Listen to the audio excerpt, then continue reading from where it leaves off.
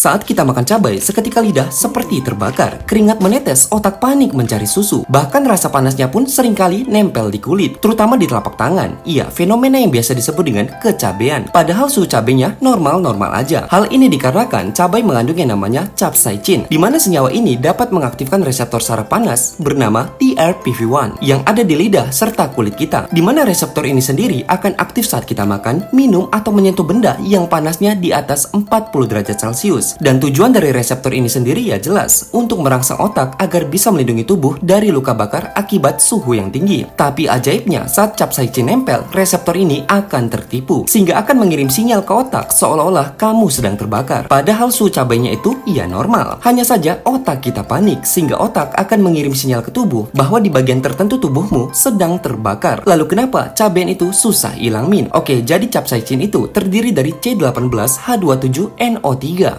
Artinya, satu molekul capsaicin terdiri dari 18 atom karbon, 27 atom hidrogen, 1 atom nitrogen, dan 3 atom oksigen. Nah, atom-atom karbon dan hidrogen akan membentuk rantai panjang yang sifatnya itu non-polar. Dan inilah bagian yang bikin capsaicin itu tidak larut air atau tidak bisa dibilas dengan air. Kenapa? Karena air sendiri bersifat polar. Dan dalam dunia kimia itu ada prinsip yang disebut like dissolve like. Artinya, yang sejenis akan melarutkan yang sejenis. Nah, karena capsaicin dan air ini nggak sejenis, otomatis air nggak bisa melarutkan ataupun menghilangkan senyawanya. Malah yang ada, capsaicinnya akan semakin menyebar. Itu sebabnya kita butuh sabun, deterjen, body lotion, susu, atau apapun itu yang punya sifat keduanya, atau yang disebut dengan surfaktan. Jadi saat lidahmu terbakar atau keringatmu menetes, ingat, itu bukan rasa, tapi reaksi. Sebuah permainan halus antara biologi, kimia, dan sedikit siksaan yang kamu nikmati dengan sukarela. Apalagi kalau dicampur pakai mie instan.